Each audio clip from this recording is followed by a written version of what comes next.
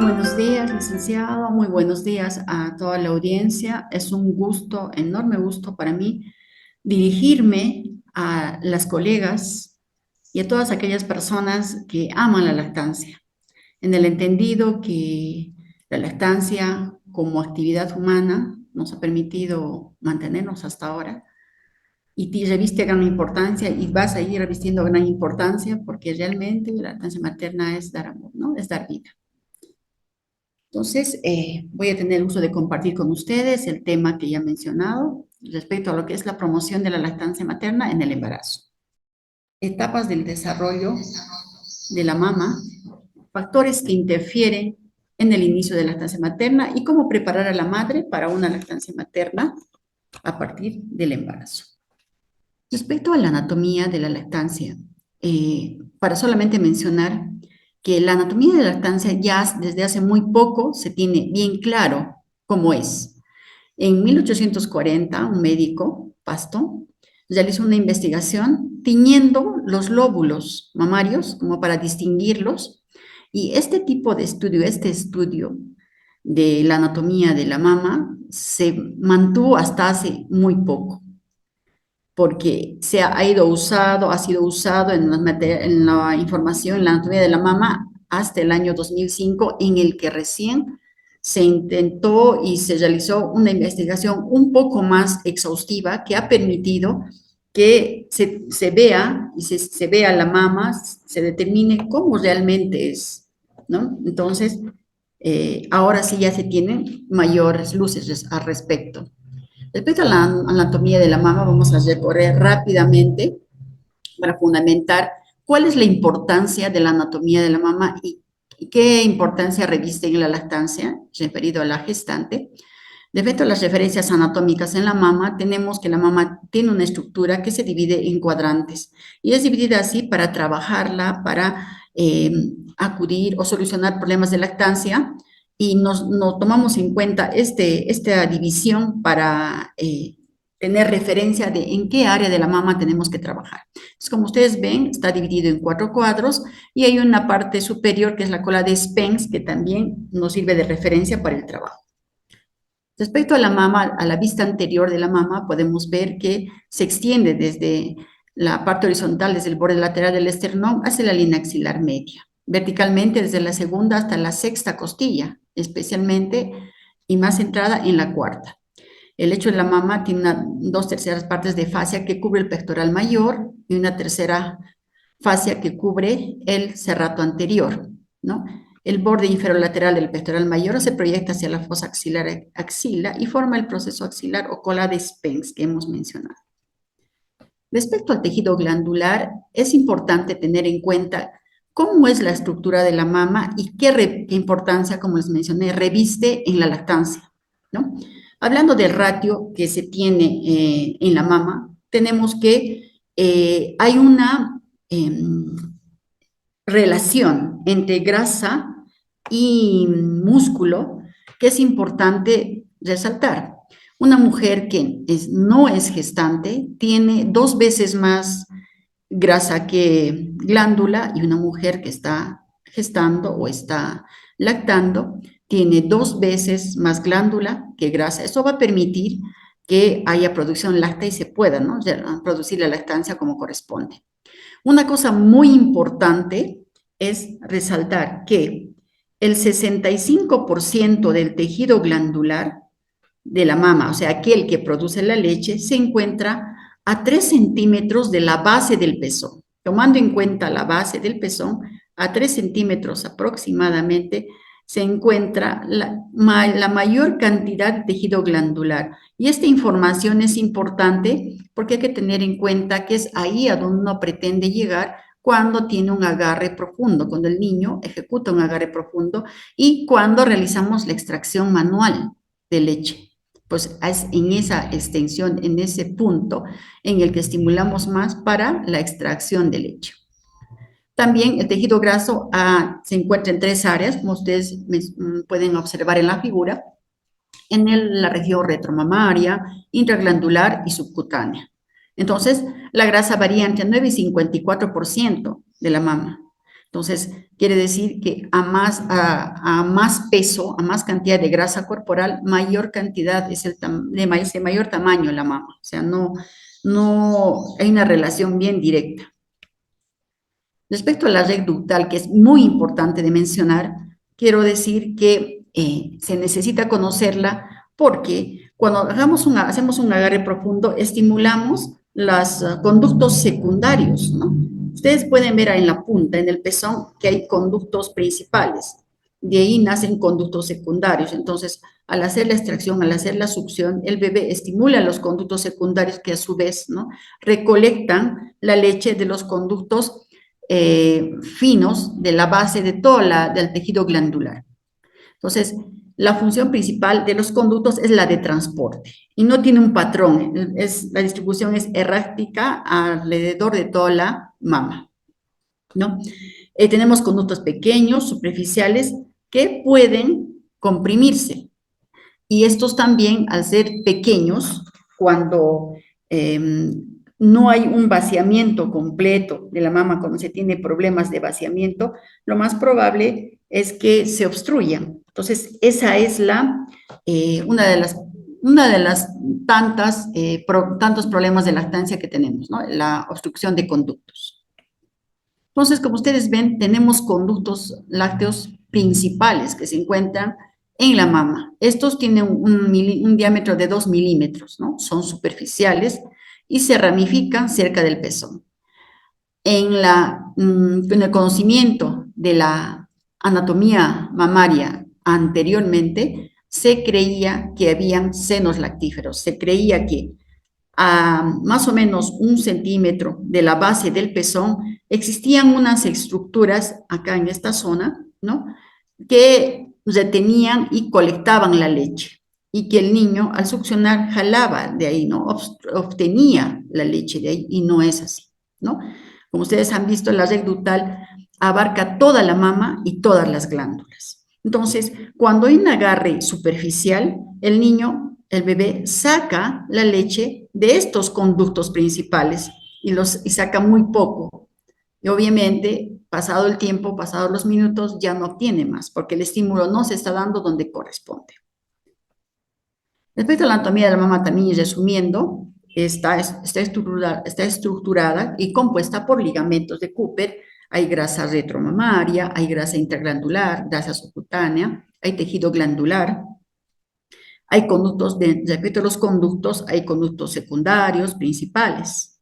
Hay que resaltar que la mama de una mujer de una mujer no gestante, pesa unos 200 gramos, de una gestante 400 a 600 gramos, y durante la lactancia materna pesa entre 600 a 800 gramos.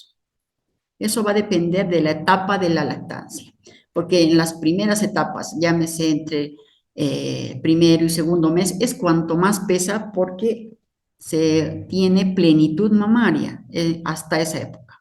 Después de los 2 meses ya el niño empieza, la producción de la leche empieza a regularse, no es igual, ¿no? Comienza entonces la mamá a producir la leche que su niño necesita. Entonces estamos viendo el parénquima o estroma de la mama, o sea, la estructura que la sostiene. Y acá figuras que ustedes ven cómo es la estructura de las glándulas, cómo es el conducto ductal y cómo es que se relaciona, cómo es que llega la leche al niño. En la figura de la derecha ustedes pueden ver que las glándulas tienen como base los acinos, y los acinos son un conjunto de células de lactocitos que son los que producen y que están unidos por conductos. Respecto a la morfología del cuerpo mamario, tenemos parénquima, que está compuesto por estructuras ductales, lobulares y alveolares, y el estroma, que está compuesto por tejido conjuntivo, adiposo, nervios, vasos sanguíneos. Una mama tiene entre 4 a 12 lóbulos, un lóbulo tiene entre 20 a 40 lobulillos, un lobulillo tiene entre 10 a 100 alvéolos o unidades secretoras, y de 14 a 18 conductos galactóforos que concluyen en el pezón. Entonces, esta es la unidad secretora. Podemos observar que este es dentro del acino, ¿no? Es un acino con un conjunto de células secretoras, y las células mioepiteliales, que son las que al al entrar en acción con fuerza la oxitocina, contraen el acino, contraen la célula y hacen que la leche sea volcada a los conductos, ¿no? Y ese conducto va a ir después a los conductos principales y luego es extraído por el bebé. Reviste gran importancia las glándulas de Montgomery, que no son solamente estructuras que lubrican la mama, también son glándulas de olor, llevan, conducen y apoyan al bebé en el momento del nacimiento para acercarse al pecho de la madre y lograr la succión directa. Lubrican el pezón, son estructuras que están conectadas a lóbulos pequeños, lo que quiere decir que las glándulas de Montgomery también secretan leche, ¿no? En una escasa cantidad, pero secreta. A mayor número de glándulas de Montgomery hay mayor posibilidad de éxito de lactancia materna, porque las glándulas conducen, como hemos mencionado, apoyan a que el bebé reconozca y se prenda, ¿no? Al pecho también, y estimulan el incremento de la producción de calostro. Entonces, un factor predictor en una gestante para la lactancia son las modificaciones que tienen que ejecutarse en su mama. Por ejemplo, la mama tiene necesariamente que aumentar de tamaño. Tiene que existir adelgazamiento de la piel. Tiene que haber dilatación de los vasos sanguíneos.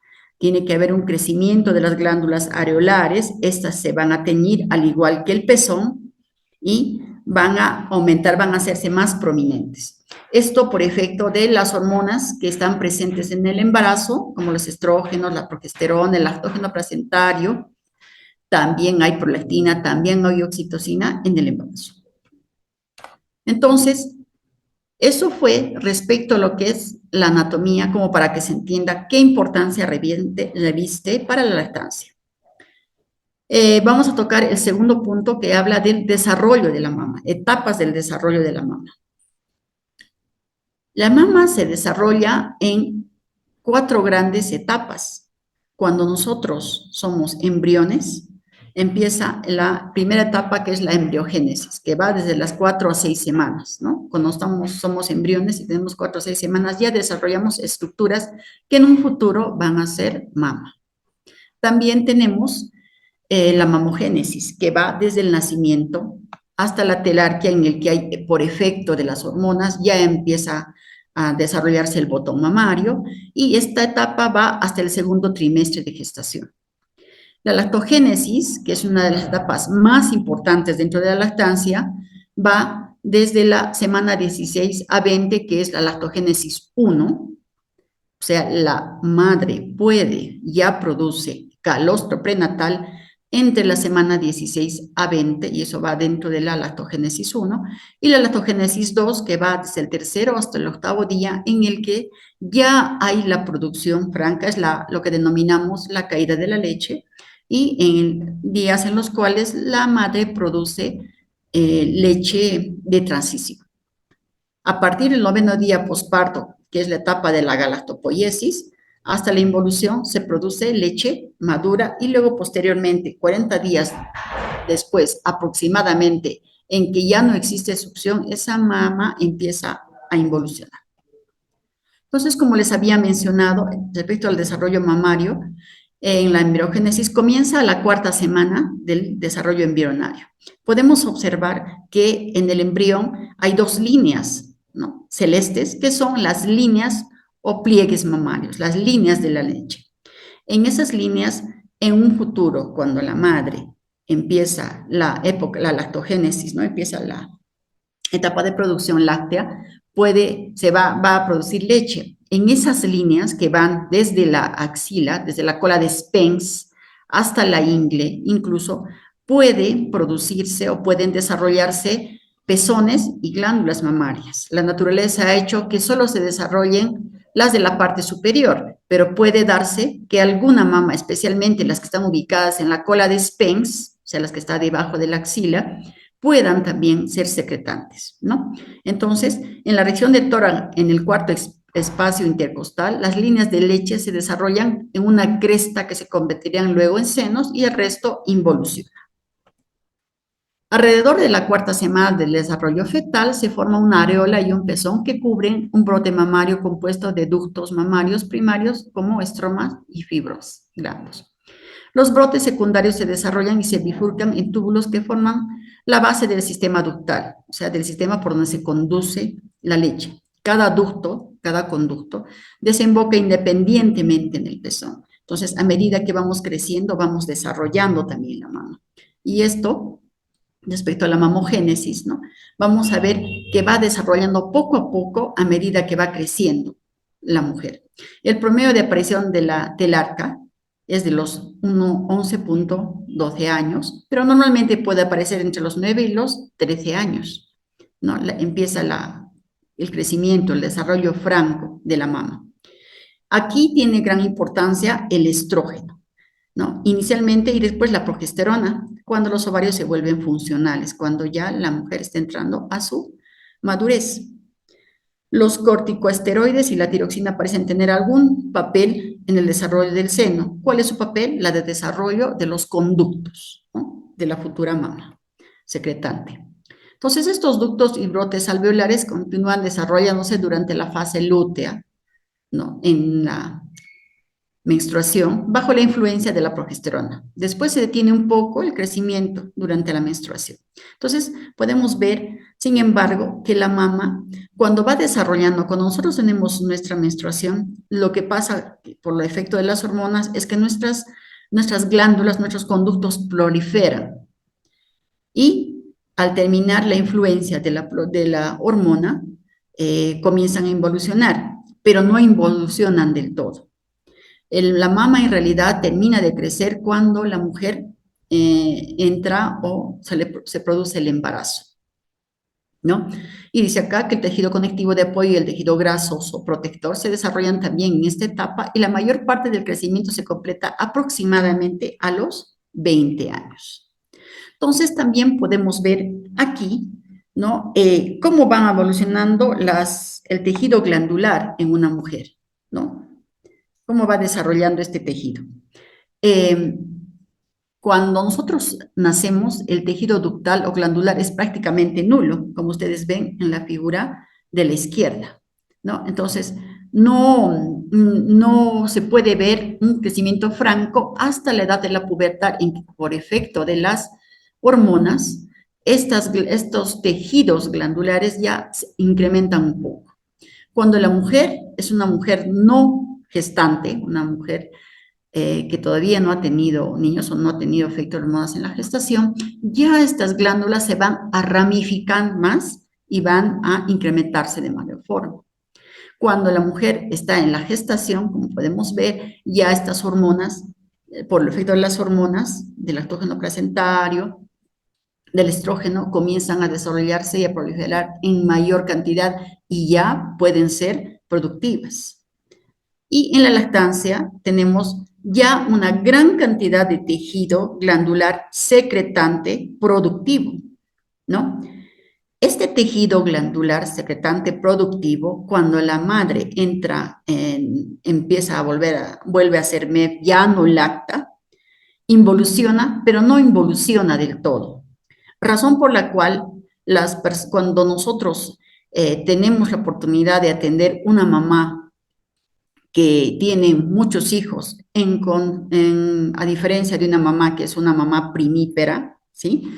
Ustedes pueden observar que en la primípara la lactogénesis 2 o caída de la leche se da casi como dice la teoría, ¿no? Casi en los 3 primeros días.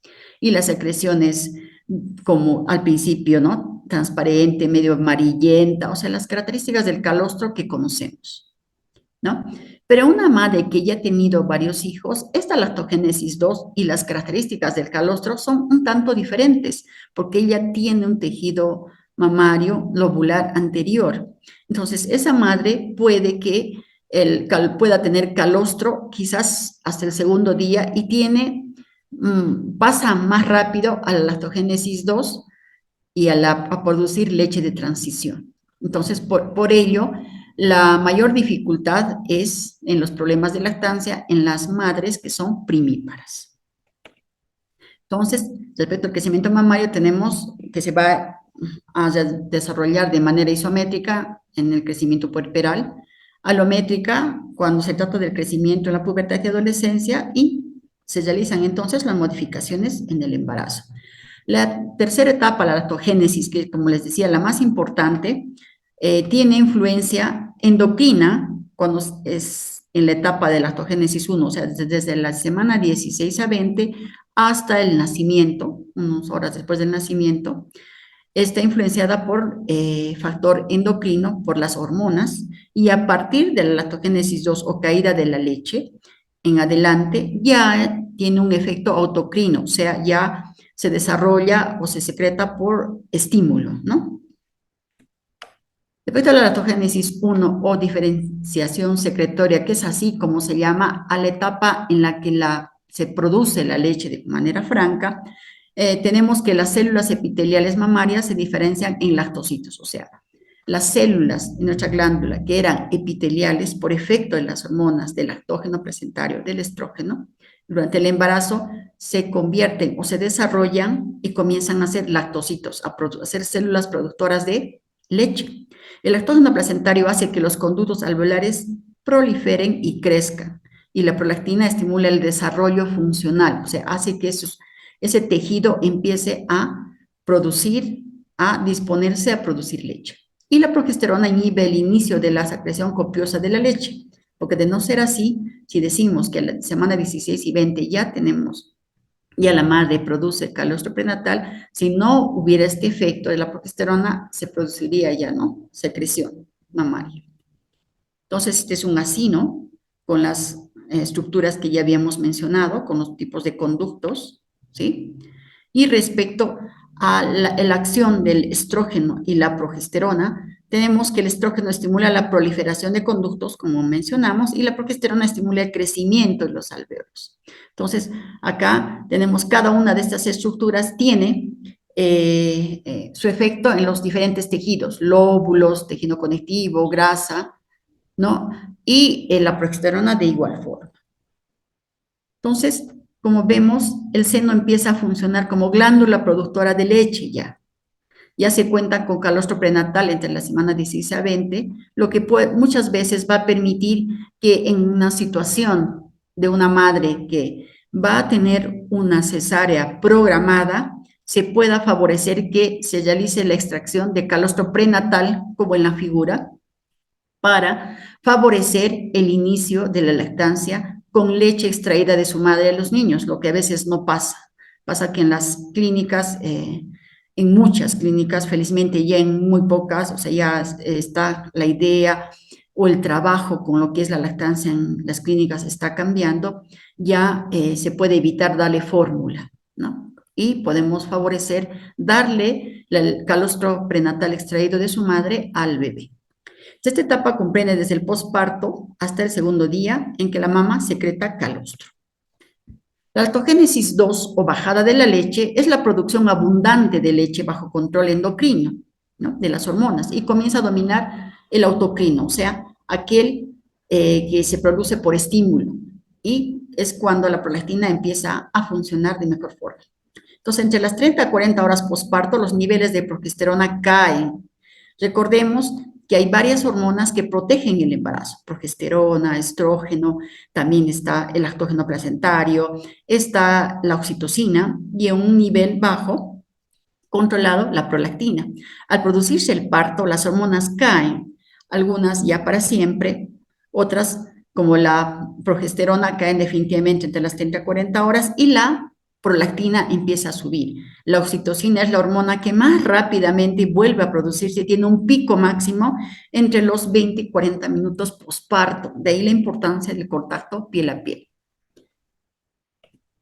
Entre las 50 y 73 horas posparto se produce la lactogénesis 2, la producción franca de la caída de la leche, en la que se ve congestión mamaria, escurrimiento lácteo, ¿no? La mamá siente que está un poco rojo, duro, su pecho, siente que le hormiguea, siente que le gotea un poco de leche, hay un marcado aumento del flujo sanguíneo, o sea, podemos ver mamás plenas con venas pequeñas que son visibles, y este periodo dura más o menos hasta el 8º día, en que se empieza a producir la leche madura. Este periodo es predictivo para la lactancia. Es importante que nosotras en el consultorio de niño observemos que se realice esta etapa de la caída de la leche. Luego viene la etapa de la galactopoiesis, en la que se comienza a dar la producción franca de leche por estímulo autocrino, o sea, por estímulo físico.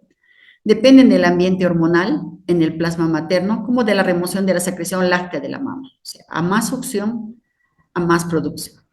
El mantenimiento de la producción láctea se regula por el estímulo, en este caso, de la prolactina y la oxitocina, que son producidas en la hipófisis.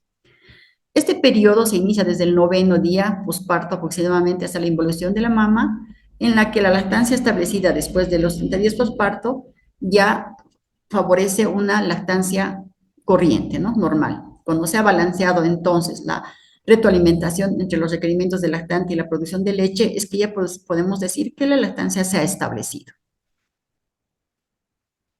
Acá tenemos el mecanismo por el cual, resumiendo, ¿no?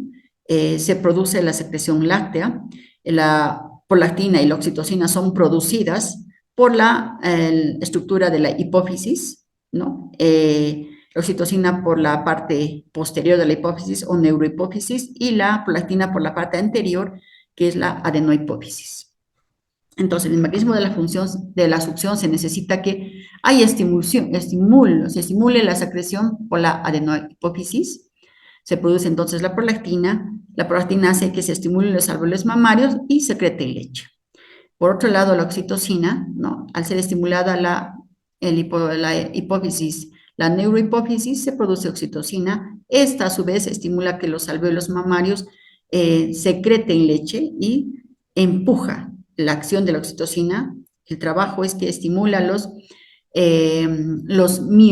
células mioepiteliales que se encuentran en las glándulas mamarias, y eso hace que la leche se empuje hacia los conductos, hacia el pezón, para que pueda ser obtenido por el bebé en la succión. Entonces, en la lactogénesis 3 también, por el control autocrino, como decíamos. Aquí hay que tener en cuenta y de repente aclarar qué es el factor inhibidor lacto-olfil. Cuando no hay una remoción efectiva de la leche, puede producirse o entrar en funcionamiento este factor inhibidor lácteo. Quiere decir que cuando la leche de la mama no es extraída, la hipófisis reconoce ante la plenitud de los alvéolos que están llenos de leche, se distorsiona el trabajo de los receptores, tanto de la prolactina y de la oxitocina que se encuentran en los alvéolos mamarios, que se encuentran en los lactocitos. Como hay plenitud mamaria, hay interrupción del trabajo de esos receptores de estas dos hormonas principales, y eso hace que la hipófisis probablemente deje de funcionar o deje de tener el trabajo en la lactancia. Entonces, es importante por ello que la mama sea completamente, en lo posible, vaciada de su contenido lácteo para estimular el trabajo de la hipófisis y se excrete de mejor forma la prolactina y la oxitocina, que son las hormonas indispensables en la lactancia. Entonces, esto es un detalle de todo lo que acabo de mencionar. Respecto a los factores que interfieren en el inicio de la lactancia materna. Es importante tener en cuenta que hay factores que pueden interferir en el trabajo, en que la madre pueda iniciar una lactancia materna adecuada. Entonces, cabe mencionar que la ABM, que es la American Breastfeeding Medicine, que es, diríamos, la institución que regula los estudios en Estados Unidos, hablo de Estados Unidos, de lactancia materna, y que dicta algunas directrices respecto al trabajo en leche materna en diferentes grupos, en diferentes ámbitos. Menciona que las intervenciones prenatales combinadas con las postnatales son más eficaces que la atención habitual para prolongar la duración de la lactancia materna. Entonces, tenemos etapas en las cuales tenemos diferentes tipos de situaciones que nos van a llevar a prepararnos y ejecutar nuestro trabajo, ¿no? En primer lugar, en el preparto vamos a tener un poco más de incidencia en grupos de mayor riesgo, ¿no?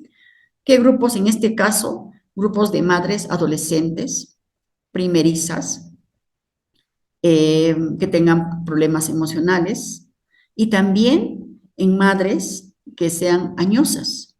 Si bien es cierto que la producción de la leche se da por efecto de las dos hormonas de la lactancia, que son la prolactina y la oxitocina, ciertos grupos tienen algún tipo de dificultad, ¿no? En el caso de las adolescentes, cuando son un poco más jóvenes, quizás entre los 13 y 14 años, dado que esas mujeres no han completado su desarrollo, ¿no?, físico, puede que tengan alguna dificultad. Puede, ¿no? Quizás el mayor problema con este grupo de las adolescentes es la situación emocional que ellas traen ya en el embarazo, dado que es una situación con la cual no pueden lidiar, que es una situación muy fuerte que incluso las adultas como tales, no podemos a veces procesar de manera adecuada. Entonces, por ello, las adolescentes son un grupo de riesgo. Y las madres añosas también, porque la estructura del cuerpo, ¿no?, nuestra estructura corporal, la estructura de nuestro cuerpo probablemente influye sobre todo en el momento del parto. Podemos observar que las madres jóvenes, cuanto más jóvenes, diríamos que el proceso del parto es un poquito más llevadero que en las señoras que son añosas, ¿no? Respecto a la edad gestacional del niño, para nosotros la prematuridad es un problema, es una situación, más que un problema, que nos va a llevar a dedicarnos un poco más. La prematuridad va a llevar, aparte de tener en cuenta la situación de la salud del niño, va a llevar a hacer una atención más especializada e individualizada. Y hay que tener en cuenta que incluso niños que son maduros nos llevan a esto, ¿no? Pero en el caso de la prematuridad, hay que tener un poco más de cuidado y es de tener un poco más, como les decía, de trabajo individualizado con ellos, ¿no? El trabajo que realizan las colegas en las unidades de cuidados intensivos es maravilloso y realmente denota mucho amor porque es intenso y es delicado, ¿no? Entonces, estos grupos nos van a llevar también a un riesgo. Tenemos aquí un cuadro que habla de la tendencia de la conducta alimenticia del recién nacido según se haya dado información prenatal o no se haya dado información prenatal. Entonces, como podemos ver respecto al calostro, las señoras que no han tenido información prenatal han tenido menor porcentaje, menor incidencia, ¿no?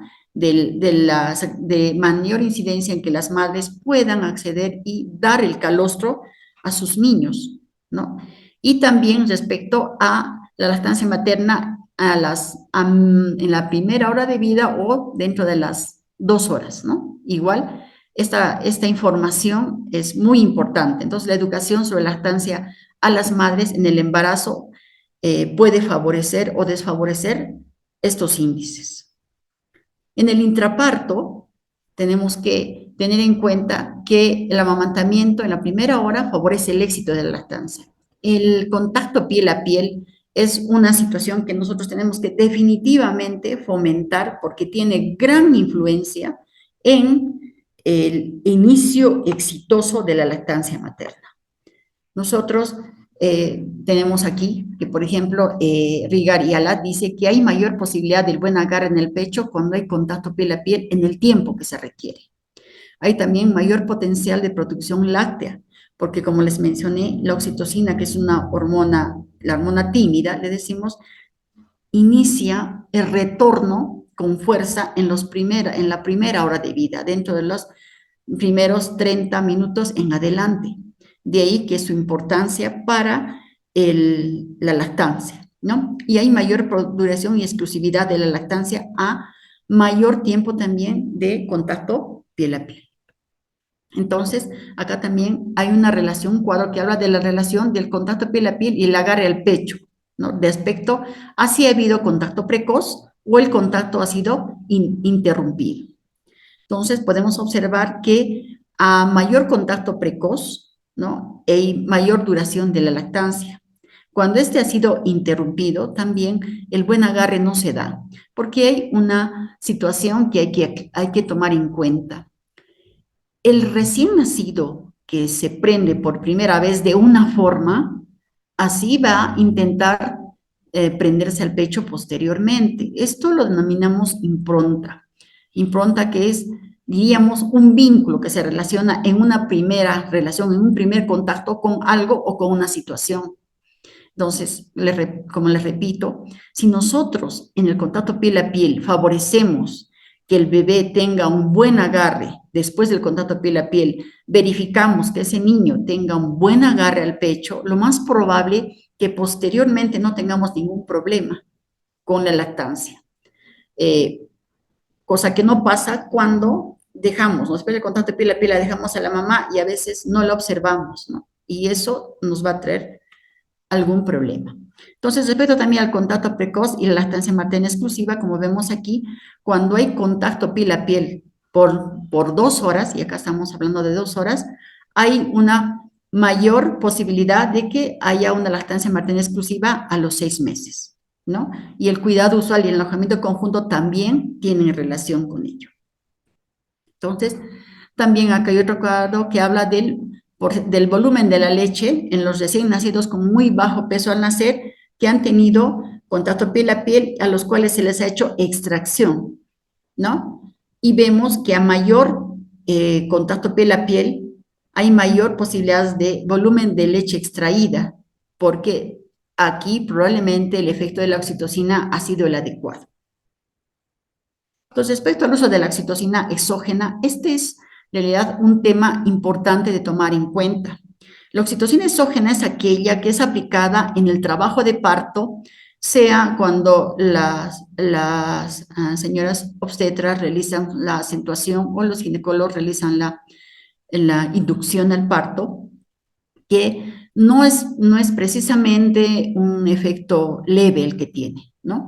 Hay estudios, como en el caso, estudio que tenemos acá respecto a las consecuencias del uso de oxitocina sintética en el manejo del parto hospitalario, que dicen que hay alteraciones del equilibrio hormonal y fisiológico, ¿no? Del parto normal. Hay una alteración de la permeabilidad de las barreras naturales que protegen al feto, de la placenta y la barrera hematoencefálica. También dice que la teoría de la desensibilización de receptores de oxitocina en el cerebro se ve afectada. Otro aspecto que también es grandemente afectado es el de los reflejos neonatales, donde se da la alteración de los reflejos neonatales normales y la disminución de reflejo de succión.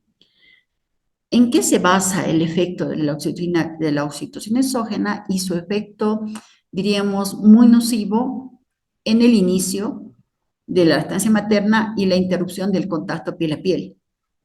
Habíamos mencionado que durante el contacto piel a piel en la primera hora, la oxitocina se eleva grandemente. Eso hace que la oxitocina desarrolle sus dos actividades grandes, sus dos funciones grandes. Una como hormona, que ayuda a la contracción uterina, y la otra como neurotransmisor, que favorece el apego entre mamá y bebé. Entonces, cuando la madre se le introduce mucha oxitocina exógena, que es sintética, cuya única función es la de contracción uterina, lo que pasa es que cuando el bebé es puesto piel a piel, la oxitocina endógena, aquella que debería incrementarse en el cuerpo de la mamá en forma abundante en el posparto inmediato, no puede elevarse, porque hay gran cantidad de oxitocina exógena y eso hace que se interrumpa grandemente el apego en el contacto piel a piel. Entonces, podemos decir que la lactancia materna, la oxitocina, en este caso, altera la secreción pulsátil de la oxitocina endógena y modifica el mecanismo de retroalimentación hormonal materno. Debilita la respuesta hormonal materna al amamantamiento por desensibilización de los receptores mamarios de oxitocina, lo que debilita el reflejo de eyección de leche. Altera el comportamiento infantil materno y la oxitocina en altas dosis generó hipofagia.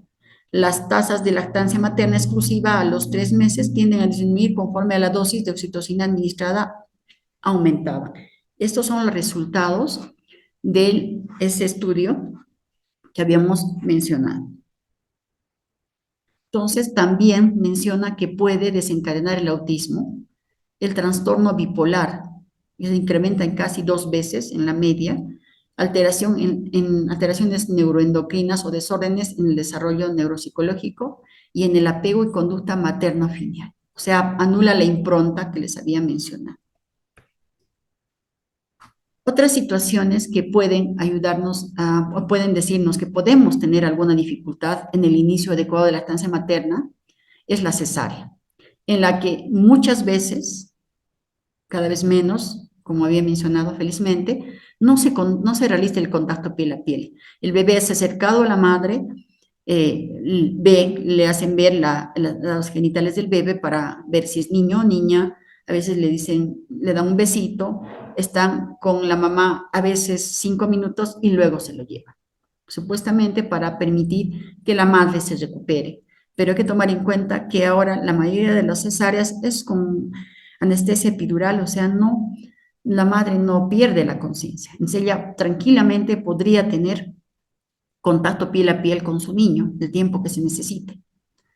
Y en la cesárea hay un tiempo prolongado de separación madre-niño, o sea, es importante que el niño esté durante las 2 primeras horas, mínimo 60 minutos, en contacto piel a piel con su mamá, pero muchas veces es llevado a observarlo o a otro ambiente lejos de la madre durante muchas horas, incluso hasta que la mamá despierte, si es que es una anestesia, una cesárea con anestesia general, y eso tiene gran influencia y afecta el buen inicio de la lactancia materna. Eso va a hacer que la lactogénesis 2, o la caída de la leche que debería producirse entre el segundo y tercer día, según sea la mami, ¿no? Se retrase más, se dé entre el quinto, a veces hasta séptimo día. También en la cesárea puede darse el suministro de la fórmula infantil como ayuda, ¿no? Les dan fórmulas infantiles. También tenemos eventos estresantes que pueden dificultar la lactancia en posparto, como partos difíciles o prolongados. En estas situaciones, el estrés, el miedo y la ansiedad tienen su efecto. ¿En cuál de las dos hormonas? En la oxitocina. La prolactina en realidad como hormona, cuando se estimula la secreción, la succión del niño, cuando se estimula el vaciamiento de la mama, cuando se estimula que la madre se extraiga leche, se eleva y se produce en cantidad adecuada. En contraposición, la oxitocina, que es la hormona que ayuda a la eyección de la leche, es una de las hormonas que más se afecta porque esta se bloquea por factores hormonales de la madre. Entonces, el estrés, el miedo, la ansiedad y el ambiente extraño hacen que se favorezca o no ayude, en este caso, al inicio de la lactancia materna. También hay un efecto antagónico de la adrenalina y estos partos difíciles llevan al agotamiento físico, lo que también va a dificultar el buen inicio de la lactancia. Respecto a la sobrecarga de fluidos en el periodo del parto. Esta sobrecarga de fluidos que se traduce en que la madre recibe 1 o más de 1 litro en líquidos endovenosos, va a hacer que se edematicen las mamas de la madre. Y una madre que tenía un pezón más o menos aparentemente plano, pues va a desaparecer porque sus mamas se edematizan. También edematizan al bebé que aparentemente nace con un peso mayor al real, ¿no? De ahí que en ocasiones nosotros tenemos un delta peso a las 24 horas de 8, 7, 8%, que no se condice muchas veces con lo real, porque probablemente si se ha administrado demasiados líquidos en la etapa del trabajo de parto, el niño también se ha edematizado. Y respecto a la anestesia epidural y corticoides, pueden distorsionar y retrasar la conducta innata del bebé, porque pueden llegar, ¿no? La anestesia al bebé. Y los corticoides prematuros por la competición de los receptores de hormonas. También cuando tenemos retención de restos placentarios, cuando la placenta no termina de salir, aún el estrógeno y el lactógeno placentario, lactógeno progesterona y lactógeno placentario están presentes en el torrente sanguíneo de la madre, lo que va a bloquear que la salida o la producción de la prolactina y la oxitocina. En la diabetes materna puede conllevar a problemas de manejo de la glucosa, aunque la lactancia materna es excelente para el control de la diabetes materna, pero también puede llevar algunos problemas en el manejo de la glucosa, ¿no? Y hay 1,8 veces más probabilidades de que eso se da más, ¿no? Cuando hay en la diabetes que haya un feto adicional. La obesidad en realidad es una situación de la madre que nos lleva un poco a preocupación, dado que aparentemente teniendo la madre mamas grandes, uno podría decir que va a producir mucha leche y que no vamos a tener problemas con la lactancia. Pero recordemos, como hemos visto en lo que es la anatomía, no necesariamente es así, o sea, no necesariamente una mama grande es una mama que tenga mayor cantidad de glándulas. Tiene, como hemos dicho, gran cantidad de grasa también. Entonces, la obesidad, cuando la mamá tiene demasiada grasa, la grasa en realidad ayuda, favorece la síntesis de estrógeno. Este estrógeno presente aún puede interferir en la ideal o en la adecuada producción de prolactina y de oxitocina. Va a retrasar entonces que la lactogénesis 2 se dé a las 72 horas. Va a haber un periodo de lactancia más corto. Estadísticamente hay muchos estudios que dicen que muy pocas madres obesas llegan a desarrollar o tener una lactancia exitosa hasta los 6 meses, ¿no? Hay un promedio, hay 2 estudios que dicen que llega aproximadamente hasta los 4 meses. Hay en la obesidad agotamiento de las reservas físicas, psicológicas y emocionales, porque si nosotros estuviéramos en la situación de esta madre obesa, probablemente tendríamos, si la vemos, dificultades al acomodamiento. Nosotras no vemos a madres que lacten en público, al menos, no tienen reserva las mamitas. Y también su misma estructura física hace que la madre dificulte un poco en acomodarse ella y en acomodar al bebé para la lactancia. Pero no siempre, eso no es una regla. Como ustedes ven, hay madres que pueden lograr lactancia exitosa siempre y cuando tengan el apoyo que requieren, ¿no? Y pueden acomodar a sus bebés. En el caso de rutinas de atención de parto, también son situaciones que pueden influir en la producción o el inicio exitoso de la lactancia durante la primera hora, como la imposición de la forma del parto, que es un parto longitudinal, ¿no? En la posición en la cual es un poco difícil pujar, ¿no? Recordemos que los músculos que favorecen el parto son los mismos músculos con los cuales defecamos. Entonces, en una posición como esta es un poco difícil ejecutar el pujo, ¿no? Obviamente se impone esta forma porque es más cómodo para el personal de salud, ¿no? Lo que tendría que hacerse es favorecer que la madre dé, ¿no?, a luz en la posición que ella desea. Un ambiente frío y hostil en la que a veces no se conversa con la mamá, a veces la podemos tratar como un número o como un apellido, entonces puede influir bastante en la parte emocional. Eso produce estrés, ¿no? La imposición de la forma de parto, un ambiente frío y hostil, el aislamiento, porque a veces no se permite que el papá o la pareja o el familiar que ella elija esté con ella, ni siquiera a veces en el expulsivo, ¿no? Como hacen muchos establecimientos. Y eso también le produce estrés. Muchas veces no le permiten deambular. Muchas mamás quieren en el momento del trabajo de parto deambular, respirar, caminar, y a veces no se les permite. No el acompañante, como había mencionado, aspiración de secreciones en los bebés, ¿no? En ellas a veces, y hay interrupción del contacto piel a piel por procedimientos de atención inmediata cuando el bebé es recepcionado. Muchas veces no se favorece el contacto piel a piel porque se privilegia la atención inmediata, ¿no? Que incluye, como sabemos, el peso, la talla y todo lo que hacemos en atención inmediata. Y al aspirar las secreciones también favorecemos o ayudamos a que el bebé cree un poco de aversión a que le toquen la boca. Entonces eso puede favorecer o puede ir en contra de lo que es el buen inicio porque el niño tiene un cierto de rechazo al momento de colocarlo, ¿no? Al piel a piel o ayudar a que favorezcamos, cuando queremos favorecer el agarre, especialmente el agarre profundo.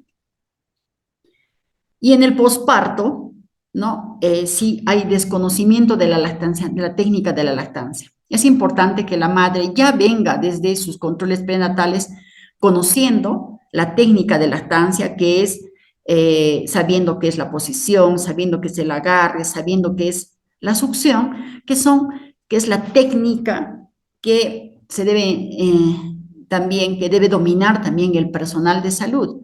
Respecto a lo que es la acreditación como establecimientos amigos de la madre y el niño, se necesita que la madre conozca esto porque se tienen encuestas que se le van a aplicar a la madre y especialmente en la encuesta que se le hace a la puérpera, porque esa gestante va a ser puérpera, en la que se requiere que ella domine esta técnica. Por ello, el trabajo de obstetricia es importante en respecto a esto, a la técnica en el control prenatal.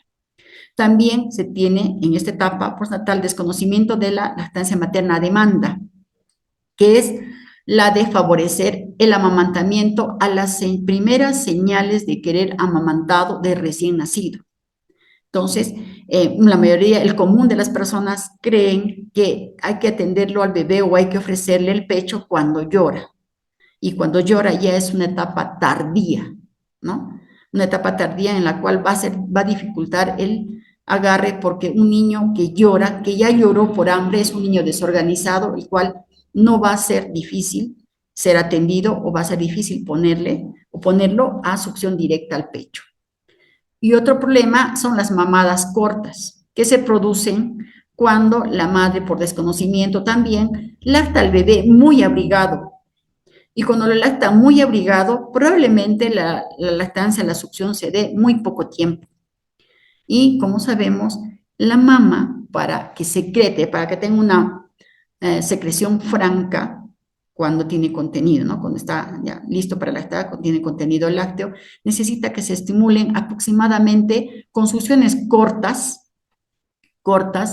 en periodos cortos, seguidos, cortos y seguidos, durante los 2 primeros minutos, después de los cuales ya el niño obtiene secreción láctea adecuada después del estímulo. Entonces, cuando estas mamadas son muy cortas, son de 2, 5 minutos, no se permite que no es probable, no es posible que el bebé extraiga la cantidad de leche que necesita, porque al estar muy abrigado se calienta y sabemos que al realizar un agarre adecuado el bebé hace esfuerzo porque succiona, lo más probable es que estando muy abrigado se caliente y se duerma. Entonces eso tampoco favorece la extracción adecuada de leche en el posparto.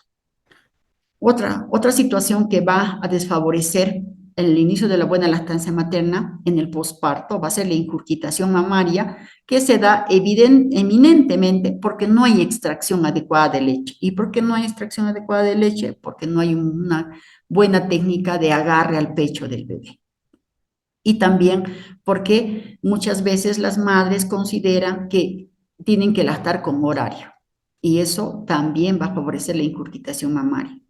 Cuando también se tienen problemas con los pezones, es necesario observar los pezones de la madre cuando vamos a realizar la atención inmediata del recién nacido para ver qué tipo de trabajo vamos a realizar, cómo la vamos a poder ayudar. Lo ideal para problemas con pezones es que la mamá sea puesto en contacto piel a piel y que el posparto inmediato, cuando es llevada a observación o alojamiento conjunto, continúe aún con la posición biológica, que es la de la madre echada con un poco de almohadas, casi semi-sentada, casi, y que el bebé continúe en esta posición, porque estando en esta posición, el bebé ya teniendo una impronta, o sea, ya habiendo ejecutado la succión directa, va a continuar realizándola y eso va a favorecer que posteriormente en otras posiciones el bebé se pueda aprender sin dificultad, ¿no? Y también el escaso trabajo en lactancia materna en los servicios. Entendemos que en los servicios hay demanda de trabajo, hay escaso personal y muchas veces por ello no se realiza el acompañamiento en lactancia las primeras horas. Pero también hay que recordar que si bien es cierto la atención inmediata de recién nacido es labor nuestra de enfermería, en el posparto inmediato, la persona que la va a ayudar a aprenderse somos nosotros. Posteriormente a ello, ¿no? Eso de ayudarla a aprender, compañeros, colegas, nos va a llevar 15 minutos aproximadamente, no más, hasta que el bebé se prenda, ayudar a la mamá a que se disponga, o sea, que se coloque, se acomode, ayudar a que el bebé logre un buen agarre, nos va a llevar máximo quizás media hora. Y posteriormente a ello, ¿quién es la persona que está haciéndole su control de puerperio inmediato? Es el personal de obstetricia. Entonces, trabajar en equipo y fomentar que ella vigile que se esté realizando el agarre profundo. También, si es que hay posibilidades, están ahí los familiares, que también es ideal que estén presentes cuando nosotros fortalezcamos el agarre profundo en el posparto inmediato, de manera que ellos, al observar cómo nosotros hemos explicado y hemos hecho que ese niño se prenda con un agarre profundo los primeros momentos en su alojamiento conjunto, puedan ayudarnos a que se continúe con este agarre, ¿no? Cuando la observan y acompañan a la mamá, si es que es posible, como les digo, que el familiar esté presente. Y tenemos otros factores que pueden interrumpir o no ayudar, o quién sabe, ponerle fin a la lactancia materna.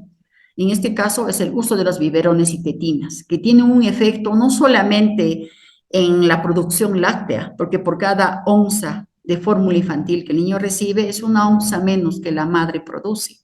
No solo por eso, sino porque los biberones en sí confunden al bebé y logran un síndrome que se llama de rechazo al pecho por el uso del biberón, lo que va a hacer que el niño, cuando habiendo usado por primera vez tetina y teniendo en cuenta que el bebé cuando usa tetina apenas oprime con sus labios, a veces con su encía, la tetina del biberón, sale en la fórmula láctea a velocidad, cuando es puesto al pecho de la madre, el bebé considera que así tiene que obtener de esa misma forma, apenas ajustando con sus labios y con el pezón, leche y en la cantidad que ha obtenido del biberón, lo que va a producir que el bebé comience a rechazar.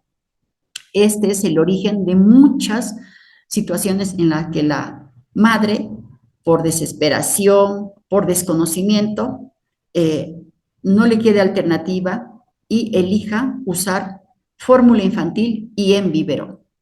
Eso va a perjudicar grandemente la lactancia materna. También otros factores como la hipogalactia, que es muy extraña, muy rara, la hipogalactia real, se da más que todo cuando hay situaciones físicas en las que la madre tiene mamas muy pequeñas con casi escaso o casi nulo tejido glandular. Como les decía, estadísticamente es muy extraño. Y otros factores como desconocimiento del personal. Si bien es cierto, nosotros tenemos conocimientos en lactancia, sabemos que tenemos que ayudarla a colocar, sabemos que tenemos que ayudarla a que logre su agarre, sabemos que tenemos que ver, ¿no? Que el bebé esté logrando una succión adecuada, no siempre dominamos la técnica.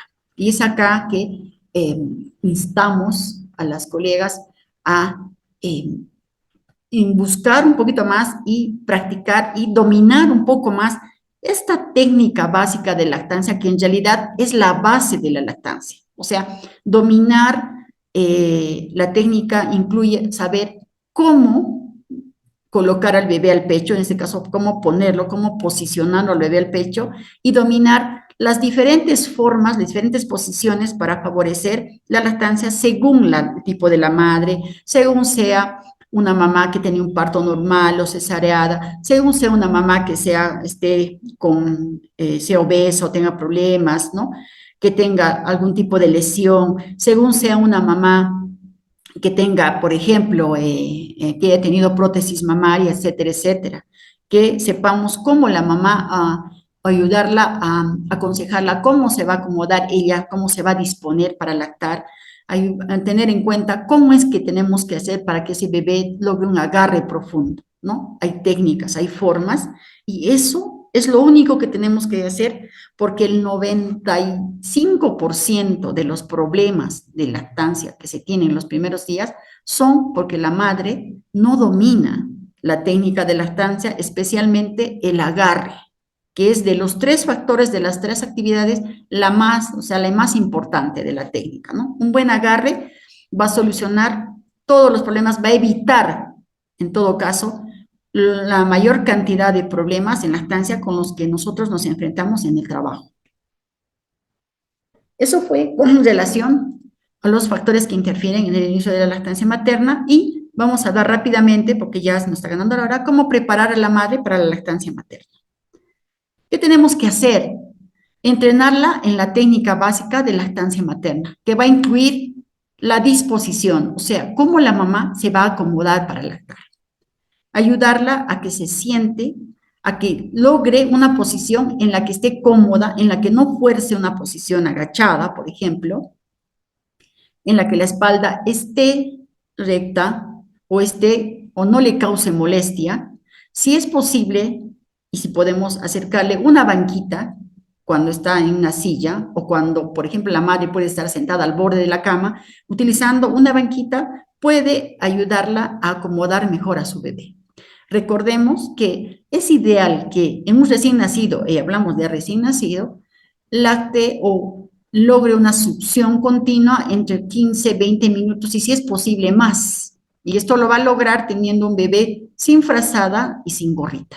Entonces, ayudar a la mami a que tenga una buena disposición. ¿Cómo más ayudamos? A que la madre logre colocar al bebé al pecho, que se llama posición, que eso también está dentro de la evaluación, siempre y cuando, y favoreciendo siempre, en todas las ocasiones, en todas las posiciones que ella elija, un buen agarre. En la posición que elija, pero si está prendido ese bebé, va a haber una buena transferencia láctea.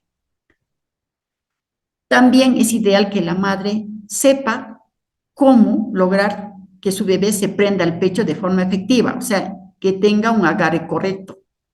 Y este agarre correcto pasa porque tenga la boca bien, el bebé tenga la boca bien abierta, que tenga el mentón y la nariz pegada al pecho, y que se vea un poco más de aureola superior que de la inferior, que es las respuestas que constan en la encuesta al personal de salud y a las puérperas para la acreditación. Y que también sepa qué es la función, la succión, que es cómo se transfiere leche de su pecho al bebé. Entonces, en las características de la succión es cuando hay un soplo en la nariz, hay una succión lenta y sonido de deglución, hay un empuje más profundo de la mandíbula antes de cada trago, cuando está bien posicionado, hay un ligero movimiento justo frente a la oreja, cerca de la región temporal, y se ve un poco más de la areola de la parte superior que de la inferior. Esas son las características de la succión y lo que también nos piden en la encuesta para la acreditación. Otra cosa importante es favorecer el contacto piel a piel. Es importante, es de capital importancia el contacto piel a piel, porque el contacto piel a piel fortalece los instintos básicos de alimentación del bebé, porque hay que recordar que el bebé es un alimentador abdominal nato, y que esta posición va a favorecer que él se prenda de forma efectiva del pecho de su madre. Y también el contacto piel a piel va a ayudar a que haya un acercamiento a la lactancia. El contacto piel a piel va a favorecer un apego seguro, que le va a dar seguridad y contención al bebé.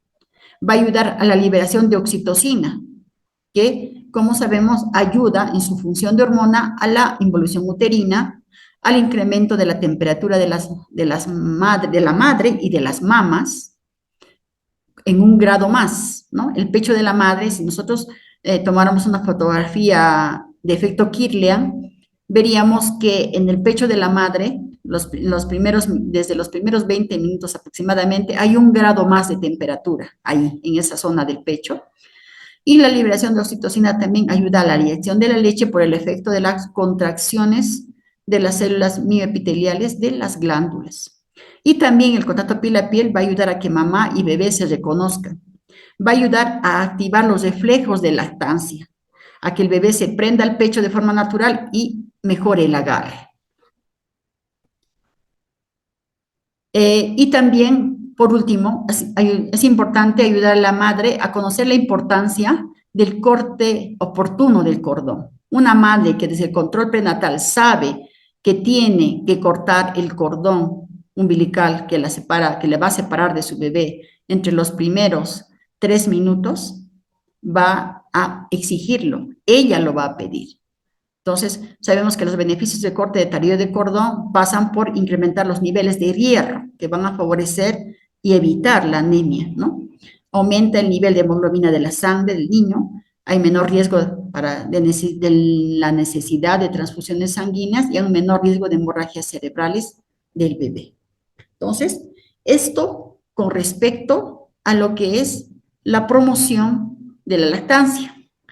Otra cosa importante es respetar también la cultura de la madre. Hay que tener en cuenta las tradiciones culturales y tabúes asociados con la lactación, que tienen que ser respetados. Nosotros, cuando observamos cómo es que las madres de diferentes culturas, en nuestro caso, ¿no?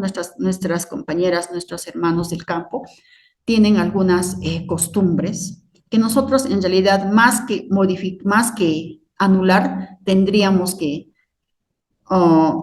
amorosa e inteligentemente modificar o sugerir que se hagan de otra forma, ¿no? De modo que el compañero, la señora, la mujer lactante, no sienta que se está yendo en contra de sus tradiciones, ¿no? Y en contra de su cultura. También hay que considerar enfoques conductuales, o sea, favorecer que la madre tenga grupos de apoyo en los cuales se pueda ella apoyar, porque no habrá mejor cosa que conversar de un problema común con otra mujer que tiene mi misma situación o mi mismo problema. Entonces, hay que tomar en cuenta eso para favorecer la lactancia materna en las madres, el posparto inmediato. Bueno, esto fue en relación al tema tratado. No sé si tienen alguna pregunta.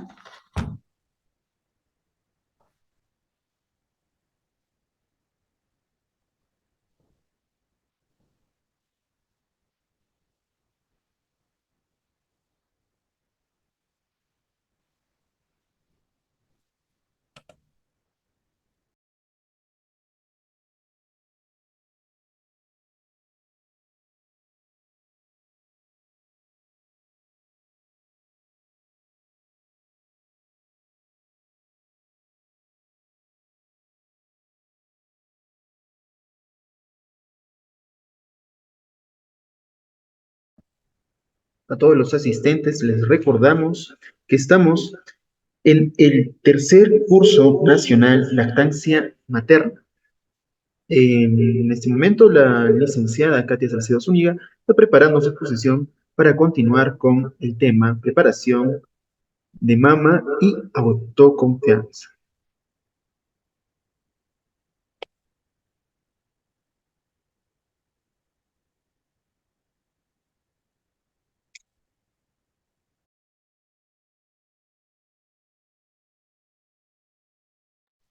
Ya. Estando en la hora, voy a tratar de hacer esta presentación un poco más rápida por si tienen alguna pregunta que con mucho gusto voy a absolver al terminar esta presentación. Voy a hablarles acerca de la preparación de la mamá y la autoconfianza. Es importante tener en cuenta, como les había mencionado, que la oxitocina, que es la hormona que se ve más afectada por la parte emotiva de la madre, sea de algún modo cuidada durante el embarazo, el trabajo de parto y en el posparto inmediato.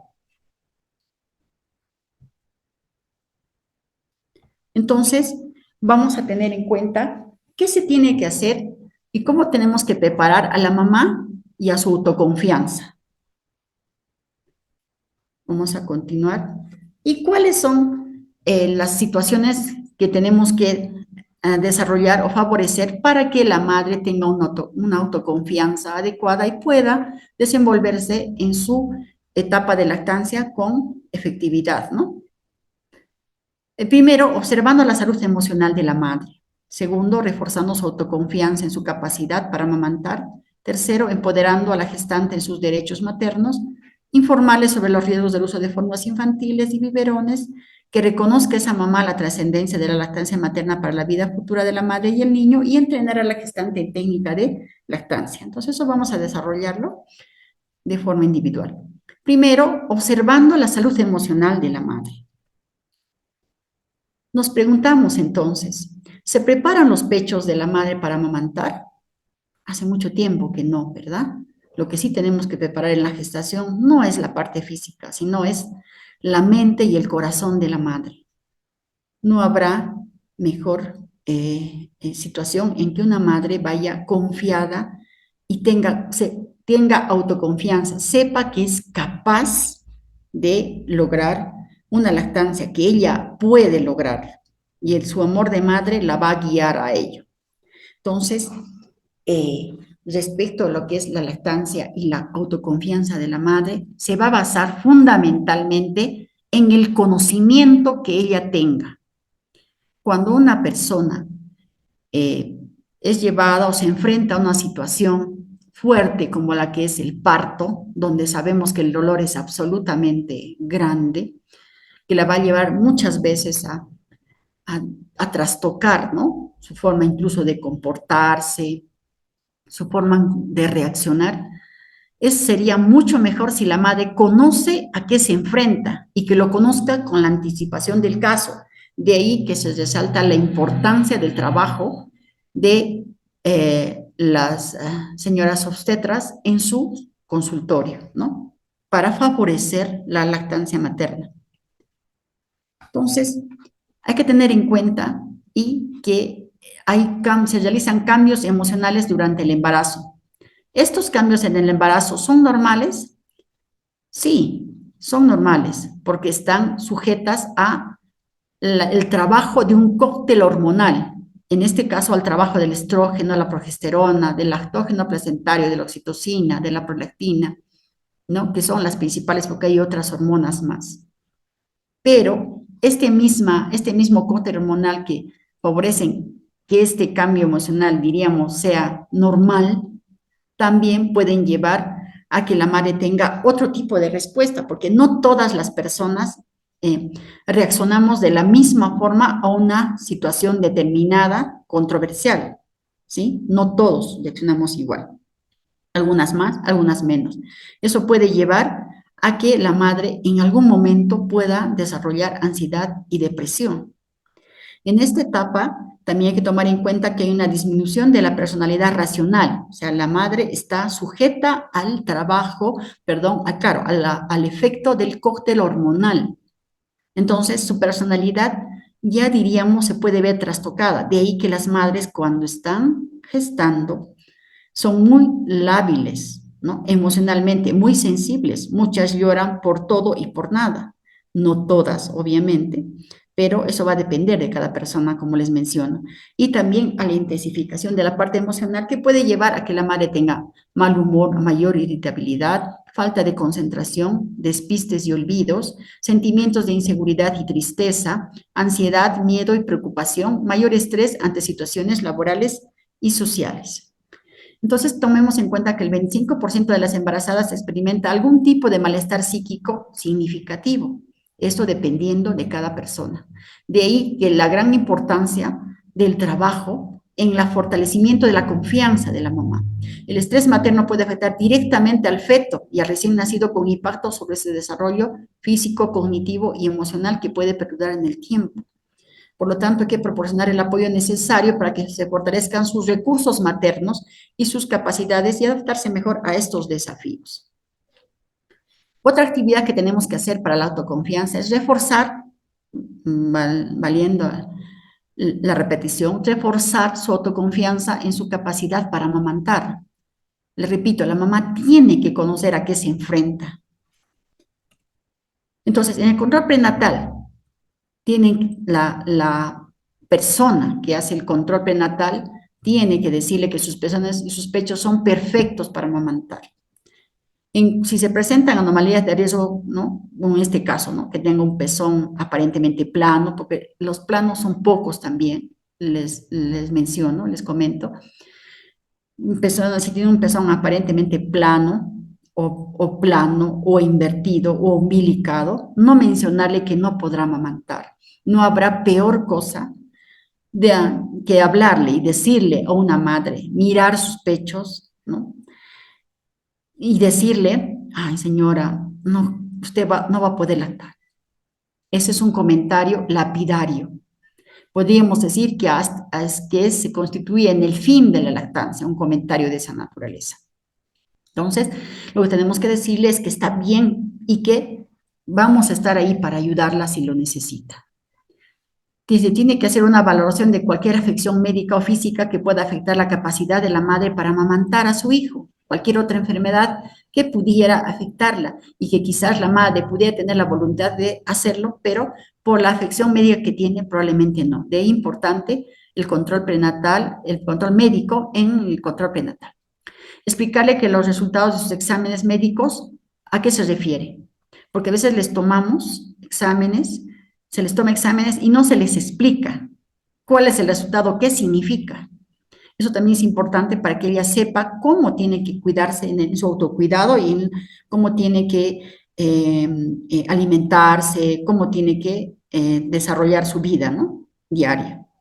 Hay que proporcionar la información escrita acerca del contacto piel a piel y lactancia materna en la primera hora de vida. Es importante que la madre, les menciono, cuando vaya al parto, sepa qué es el contacto piel a piel, en qué favorece el contacto piel a piel, cuánto tiempo tiene que estar en su pecho, en qué momento tienen que cortar el cordón, etcétera, para que ella lo exija y se ejecute. Y en el control prenatal también, si es que notamos que hay algún problema, que la madre va a tener algún problema en el inicio de su lactancia, hacerle seguimiento. Ese trabajo es muy importante. En el posparto y el posparto inmediato, hay que ayudar y permitirle que deambule, como habíamos mencionado, y se mueva libremente, permitirle que se alimente, que tenga una alimentación suave, hidratación. Una madre que se siente atendida, que siente, que permiten, ¿no? Que están tomando en cuenta que ella tiene sed, que está cansada, ¿no? Que necesita hidratarse, también se calma, deja de entrar en estrés, o por lo menos su estrés no es tanto, ¿no? Evitar la aplicación de procedimientos invasivos e infusiones de oxitocina exógena, por lo que hemos mencionado. Favorecer el contacto piel a piel e inicio de lactancia materna en la primera hora. Favorecer la impronta de un buen agarre, que es muy importante, como he mencionado. Favorecer una disposición y posición adecuada para la lactancia materna, que van a favorecer también la continuación de la lactancia materna. Y en una cesárea se necesitará ayuda adicional, que veamos quién se puede quedar, quién puede ayudarle a que se realice el contacto piel a piel como corresponde.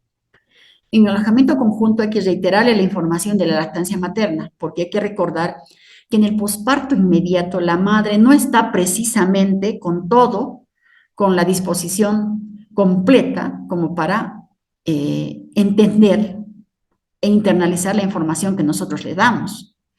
En promedio, una madre, de lo que le hablemos de lactancia, hay que ser directo, conciso en la información, en el posparto inmediato, porque ella, recordemos que ella está dolorida, cansada, ¿sí? De frío,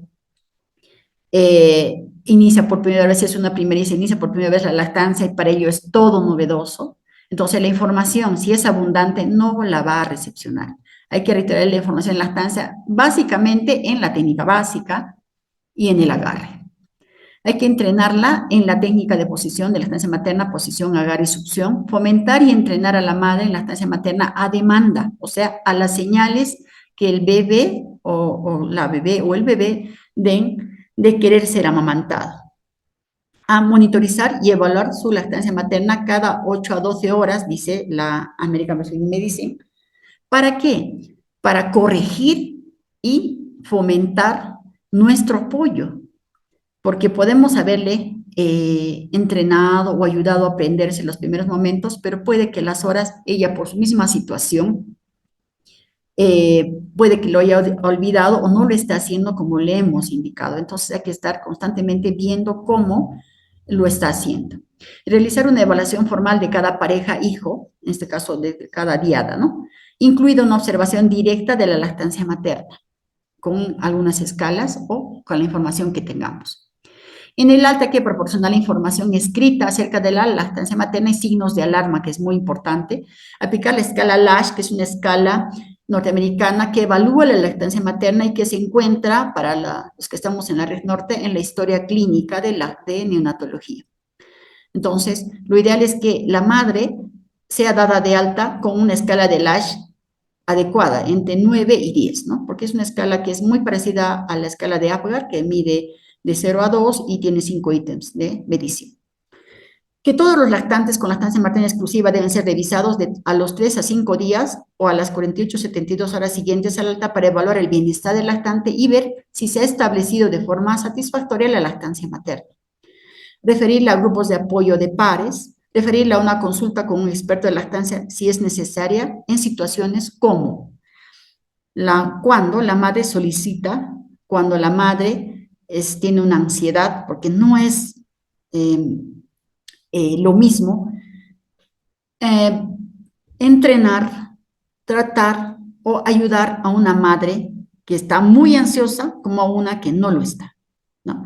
El nivel de comprensión, de aceptación y de recepción de nuestra información no es la misma. Va a requerir experiencia previa negativa de la mamá. Cuando hay mamás que en un embarazo anterior no han lactado y no confían. Ellas dicen, no, yo no he tenido leche en mi anterior embarazo, no creo que tenga ahora. Entonces ahí va a requerir de nuestra intervención. Cuando la madre tiene pezones planos, invertidos o tiene algún tipo de problema, también tiene que hacerlo la persona que más conoce de lactancia, ¿no? En nuestro establecimiento. La madre con antecedentes de cirugía mamaria. En este caso, si ustedes tienen, seguramente no sé si han tenido la experiencia, pero ahora tenemos madres extranjeras cuyos pechos tienen antecedentes de cirugía, ¿no? Y eso dificulta la mamaria, especialmente si la cirugía ha sido realizada periareolar, ¿no? En partos múltiples, que va a requerir nuestro apoyo definitivamente, cuando el lactante ha nacido, de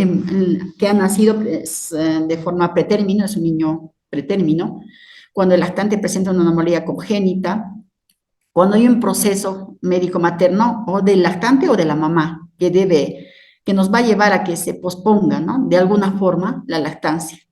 Y cuando la madre precisa que se extraiga la leche y también en situaciones de hiperbilirrubinemia. Entonces, en el alta es importante apoyarla en todas estas situaciones. Hay muchas más, ¿no? Pero diríamos estas son las que más ocurren en nuestra diaria labor, ¿no? Otra forma de ayudar a la autoconfianza a la mamá es empoderándola en sus derechos maternos. Recordarle que tiene derechos laborales, que tiene derecho a la hora de lactancia, al uso del lactario, que son leyes que posteriormente una colega va a tratar, a la licencia por paternidad, licencias pre y posparto, a la protección contra el despido de normas y a las vacaciones extendidas. Empoderarla en sus derechos en el parto. Ella es la protagonista, ella tiene que elegir y puede elegir la posición en la cual tener a su bebé, y también recordar que el parto es de ella, de su esposo, ¿no? Es de su familia. Nosotros estamos ahí para ayudar.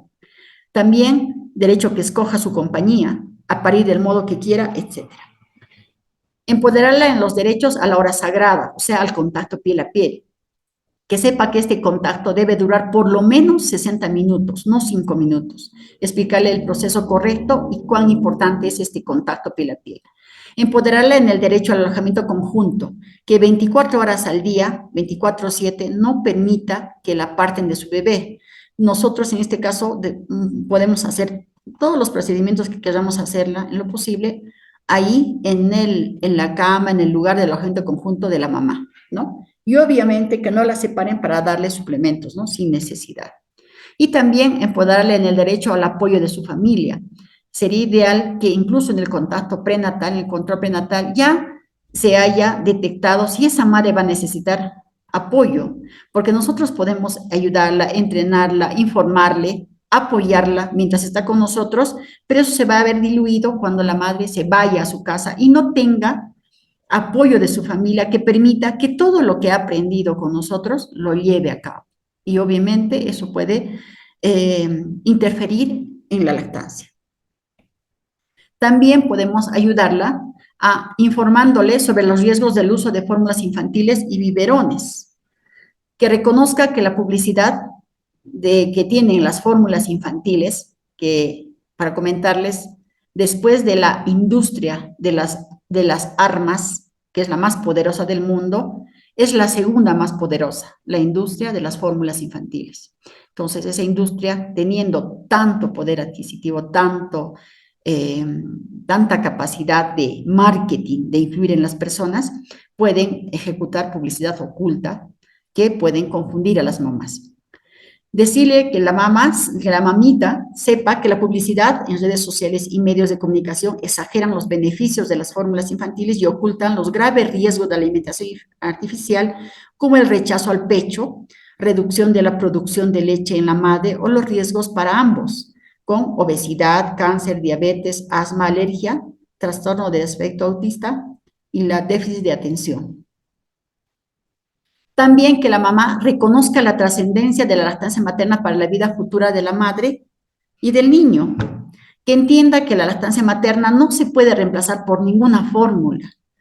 Ahora tenemos felizmente acceso a información en la línea, ¿no? Entonces, invitarla, quizás sugerirle algunas páginas que ella pueda revisar para que ella misma pueda comprobar que la lactancia materna no se puede reemplazar por ninguna fórmula, menos de origen animal. Que sepa que más de un alimento perfecto es medicina personalizada para las madres, porque es personalizada, decirle que la madre produce la leche que el bebé necesita.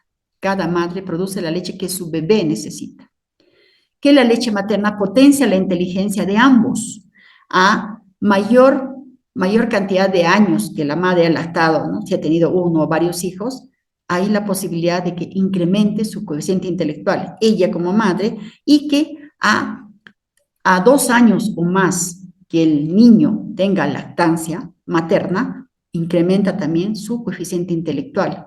Aparte que la lactancia materna los protege de enfermedades crónicas y degenerativas que ahora son muy comunes y que aparecen cada vez más en niños pequeños, ¿no? A edades más tempranas. Otra forma de ayudar a la confianza de la mamá es entrenar a la gestante en la técnica de lactancia. Como les dije, es importante que ella ya vaya al trabajo de parto sabiendo qué es la disposición, ¿no? Qué es la posición, sabiendo en qué va a consistir el agarre profundo para que cuando nosotros le hagamos el entrenamiento posparto inmediato, ella lo logre hacer de manera más efectiva. Hablarle del colecho, pero del colecho seguro, ¿no? Y de la extracción manual de leche, ¿no? Para que ella posteriormente lo pueda hacer si va a ser necesario ejecutarlo en el posparto, ¿no? Entonces, esto fue lo referido a lo que tenemos que hacer para favorecer la autoconfianza de la mamá. Como ustedes pueden ver, todo se resume a que la madre conozca y esté informada a lo que se va a enfrentar cuando va a ir a su trabajo de parto y lo que va a tener que hacer después del trabajo de parto para que ella pueda disfrutar de una lactancia materna adecuada con su bebé. Bueno, muchas gracias por vuestra audiencia. Agradeceré si es que ustedes tuvieran alguna pregunta, yo la voy a contestar con mucho gusto.